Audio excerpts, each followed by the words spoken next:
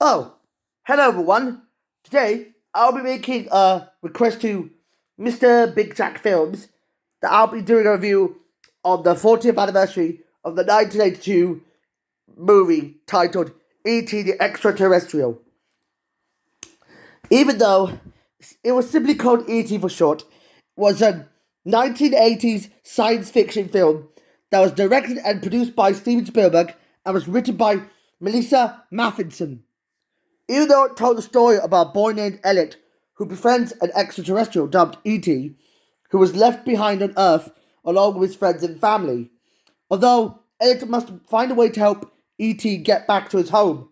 But however, to make things worse, the government is trying to pretty much kidnap him for no reason. As I noticed that what kind of movie dealt with the trauma of how E.T. was trying to get back to his home planet, but this time, E.T. needs to use his telekinesis to control his techniques to stop the government from getting rid of him forever. However, for some reason, it's based on a true story that this botanist who visited Earth at night came to San Fernando Valley, but the government vehicles arrived to kidnap the creature. Everyone departs except for E.T., but Elliot, however, is suspicious about the embedded E.T. coming to him while he was playing baseball. He then freaks out and flees the scene. However, despite this, Elliot discovers a trail of candy to lure the creature into his house before bedtime could happen. He realizes that E.T. is imitating his movements. The next morning, Elliot fakes some sickness to stay home from school to play with him. Wait a minute! Faking a sickness to have been put to house arrest? Wait a minute, does that sound anything familiar to Ferris Bueller's Day Off? I noticed that Ferris Bueller's Day Off and E.T. the Extraterrestrial were the same movie. They look kinda identical about some boy being put to house arrest and he goes on an adventure to stay away from school and then the villain tries to kidnap him so he can be punished at detention. Which didn't make sense. Speaking of this, for some reason about its bad qualities, despite the fact that according to fan preferred cut content, we were supposed to be getting Harrison Ford making a cameo appearance in that E.T. movie. Although he played Han Solo from Star Wars and Indiana Jones from the title character that same name, we would have gone to see him in this movie. Although this film has no antagonist, the problem is when Elliot introduces his brother Michael and his 7-year-old sister Gertie to play with E.T., they just want to keep him hidden from their mother Mary. But they ask E.T. about his story, tell them that he can levitate all their toys by representing his planetary system and he demonstrates his telekinesis by reviving dead Chiran methods.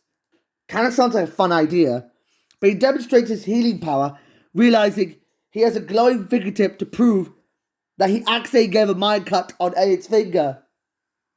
But at school during the next day, Elliot begins a more empathic bond with E.T., including exhibiting signs of intoxication.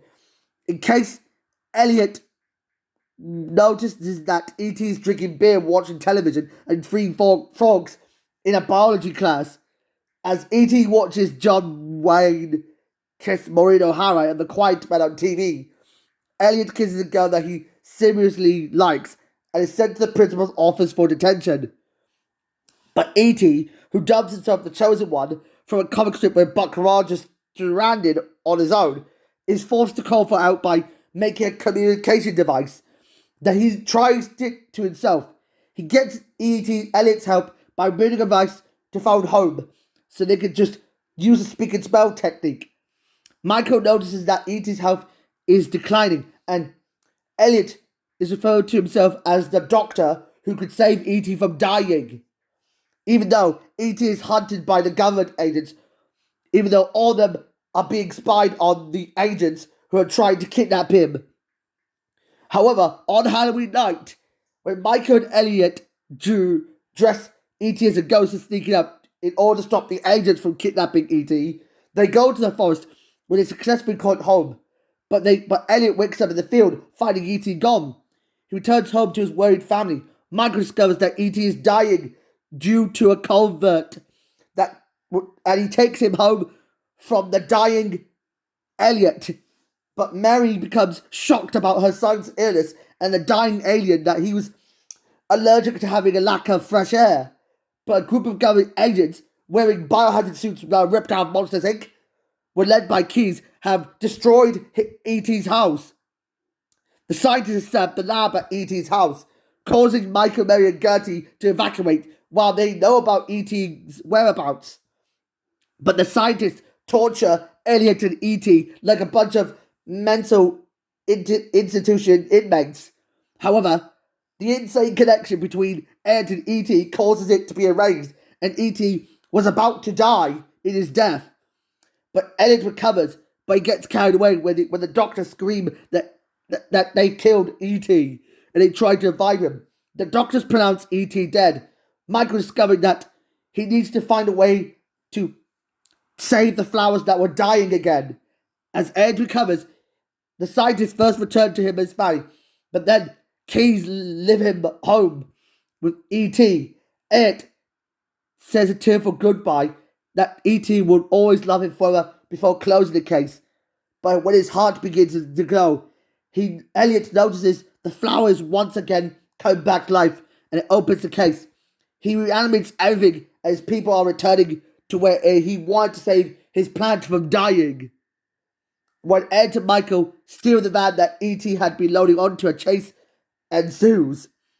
And Michael's friends join on the bicycles so they can escape the authorities of the government.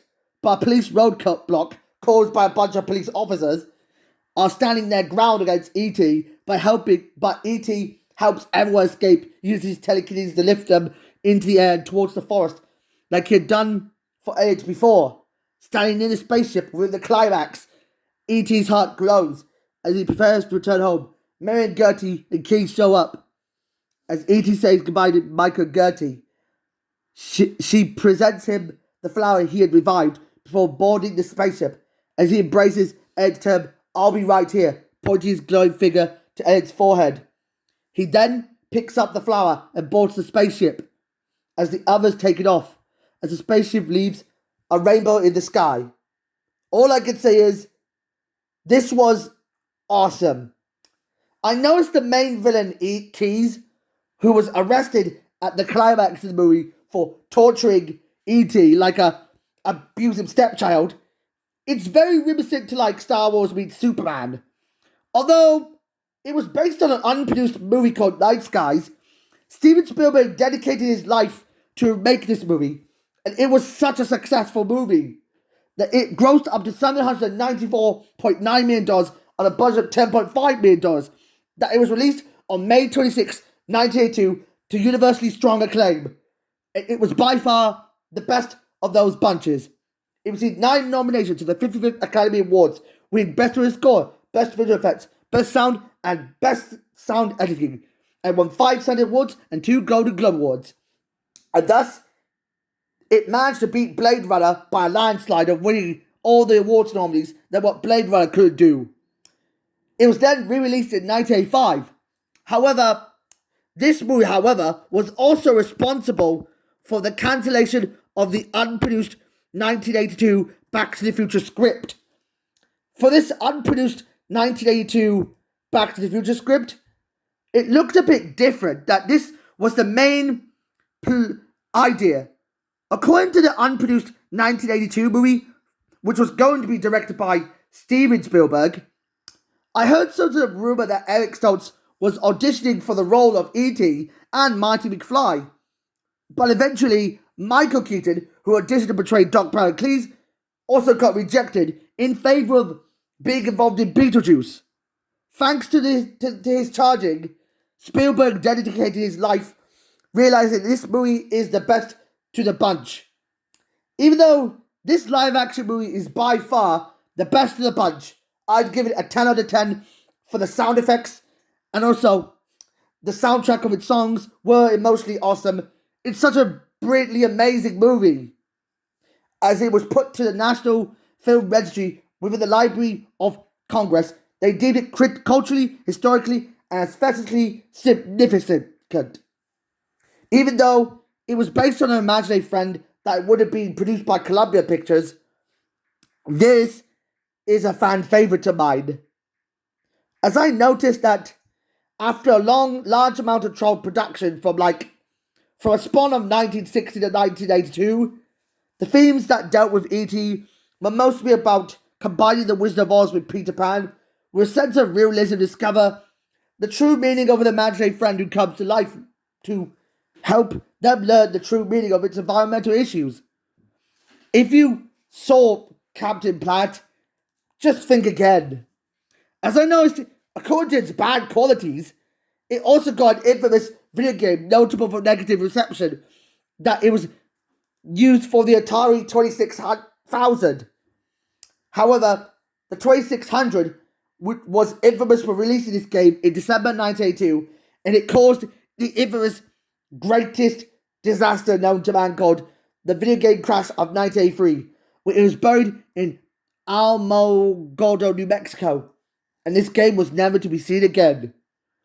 Although a feature-length sequel was cancelled and a short film sequel was unproduced, we would hope to see it for the light of day. But if you would hit the like button, and you could subscribe it to all now from now on. So, yeah, I'm just gonna say cheerio!